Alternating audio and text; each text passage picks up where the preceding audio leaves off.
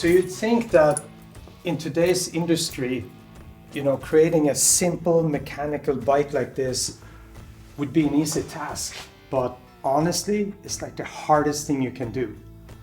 And it's just that in today's manufacturing, it's just gotten so easy to make like very, very complicated things, but very complicated to keep it simple. The whole team, Rich, Brandon, Ron, everyone, we all just came together around that one sentence, that one line. Keep it simple, keep it clean. Everything starts with a frame. All the bones just gotta be in the right places. And we actually honed this frame for months, all the castings and forgings and every single tube. We honed it for months to make sure they just sat right. And the frame really has to complement the motor. And in this case, of course, we have our Thunderstroke engine, and we really wanted to push that to the front of the stage. When we had that, and the bike sat right, it had the right stance, we had the wheels in the right places, the engine on the right ride height, only then could we move on to the tins. It's actually very much like when you're building a custom bike.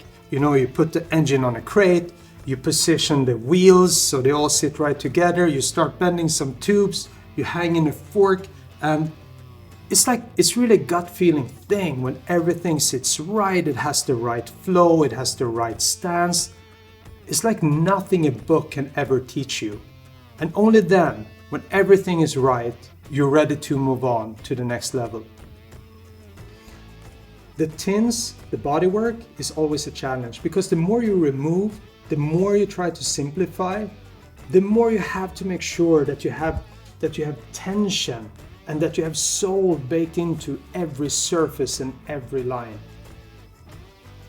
The hardest things to design are always the purest in its form. It's just really complicated to keep it clean.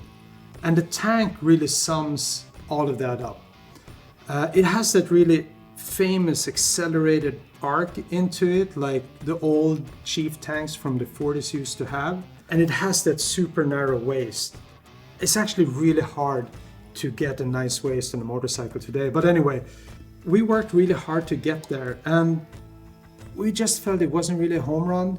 And we ended up scanning in a 40s tank and almost reskinning it, fitting this bike. And only then did we feel that, okay, now we got it.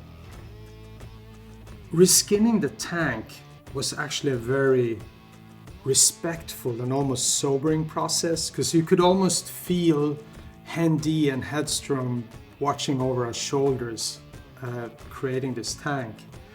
We also decided to introduce a very subtle feature line. It starts on the front fender, it picks up in the tank and enhances that iconic Chief accelerated arc and flows through into the back fender. It almost has that feel like from a 39 Zephyr, like it's subtle, it's almost a second read. It's really hard to model and even harder to press. The details on a motorcycle like this should really be like the jewelry that makes that simple, clean black dress shine. And that's really how we attacked all the parts on this bike. All the way, from the lowers to the nacelle, the digital speedo, or the headstock casting where Rich really poured all his heart and soul into it, all the way down to that little logo that is cast into it.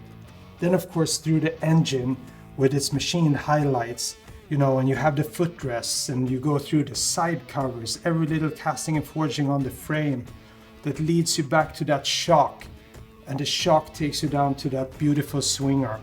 Everything, we really poured in as much attention to detail that we possibly could.